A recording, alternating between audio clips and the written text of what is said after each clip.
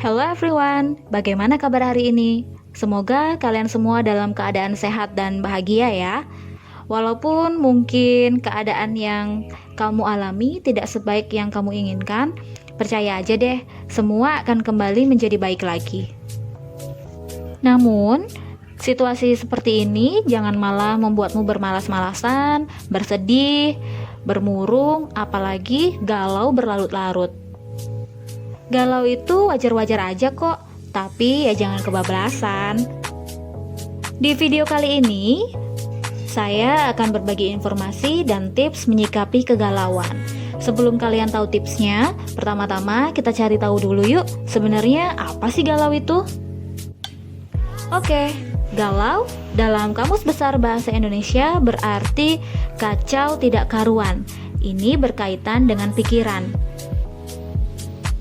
Dari definisi tersebut, galau dapat diartikan sebagai keadaan atau kondisi pikiran yang kacau tidak karuan, simpang siur tidak menentu, yang terjadi karena tidak mampunya seseorang untuk mengendalikan dan mengatur pikiran yang dipicu oleh permasalahan yang dihadapi.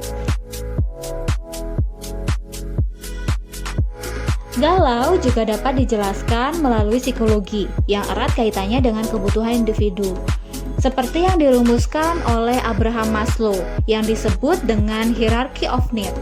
Hierarki kebutuhan tersebut dimulai dari tahap yang paling dasar, yaitu yang pertama kebutuhan fisiologis. Nah, ini seperti kebutuhan makan, minum, bernafas, ya tentunya oksigen. Kemudian yang kedua, kebutuhan rasa keamanan. Nah, ini didorong untuk menjaga dan melindungi diri dari gangguan. Kemudian yang ketiga adalah kebutuhan akan kasih sayang dan rasa memiliki, di mana individu membina hubungan baik, kasih sayang, dan juga cinta. Yang keempat, kebutuhan akan penghargaan. Ini mencakup penghormatan diri, kepercayaan diri, dan juga kemampuan yang dinilai dan dihargai oleh orang lain. Yang terakhir adalah aktualisasi diri, di mana pemenuhan diri akan potensi dalam diri. Apabila seseorang tidak mampu untuk memenuhi kebutuhannya ini, mereka akan menjadi galau. Ada juga nih permasalahan yang membuat orang menjadi galau. Apa aja ya? Kira-kira coba deh tebak. Ya, yang pertama adalah putus cinta.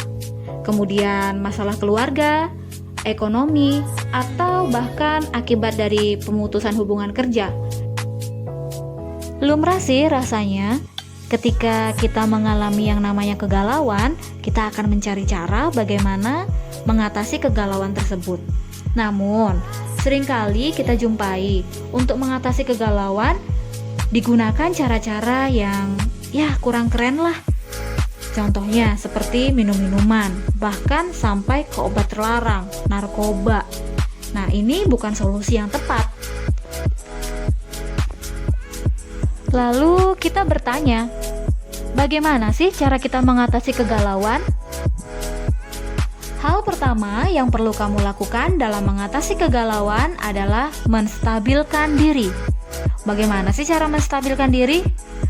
Ini bisa kalian lakukan dengan cara bermeditasi. Beberapa hal yang perlu diperhatikan dalam meditasi, apalagi untuk para pemula nih ya. Meditasi yang benar adalah bukan mengosongkan pikiran, tetapi lebih kepada memfokuskan pikiran. Bagaimana cara memfokuskan pikiran? Gampang saja. Kamu bisa melakukannya dengan cara memperhatikan nafas atau latihan pernafasan.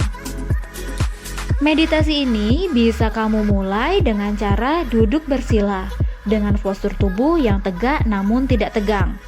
Nah, ini tulang punggung kalian harus tegak.